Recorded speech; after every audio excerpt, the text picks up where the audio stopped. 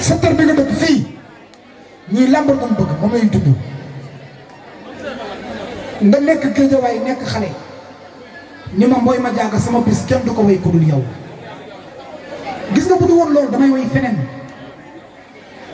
barke Serigne Touba nga nekk xale am jom yor sa yaay gars yi lu may wax na mu ñëpp déglu Ablaye Sall nee na famille nga yor sa yaay barki démb damaa ñëw seen kër ni la yaa jël appartement bi sa yaay ni ma ak bee ñaari appartement la ay nijaayam ay yaayam ay tantam ay ñëppam nga yor dara ñaawul sa yaay moo ni ma ci làmmiñu boppam seex bi muy am jom boobu amagul 7 ans Isaaxa nee na mën na maa séddee nee na bi ma koy uuf ñu dem tege sama ndaw la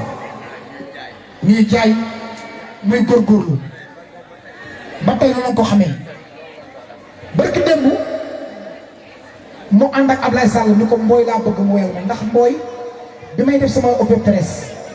kenn du fa ñëw kenn xaw ma moo daan ñëw dangaa gore rek waaye man su may woyal mbëru Géejawaay seen open presse séntu ma ci ay way leen xew déedéet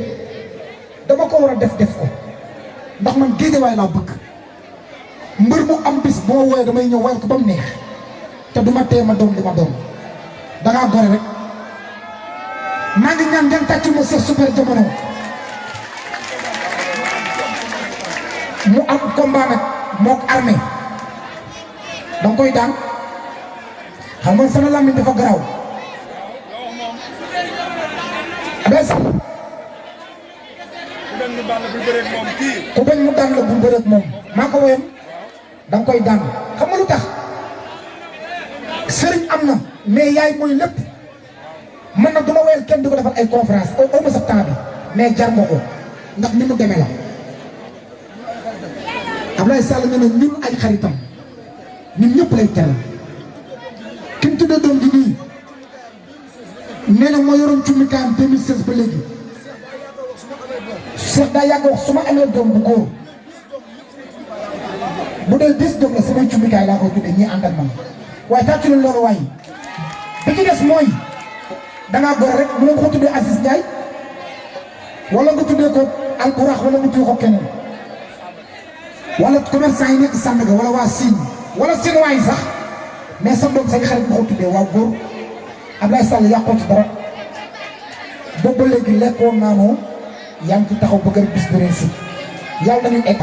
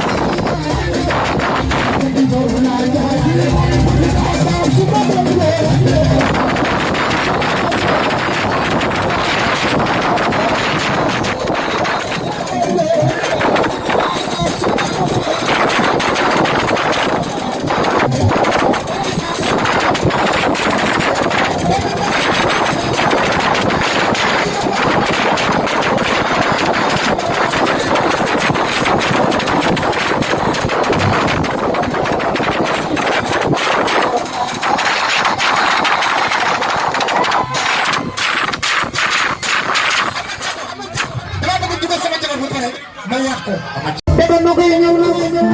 wala ma mama Njaay ana mama Njaay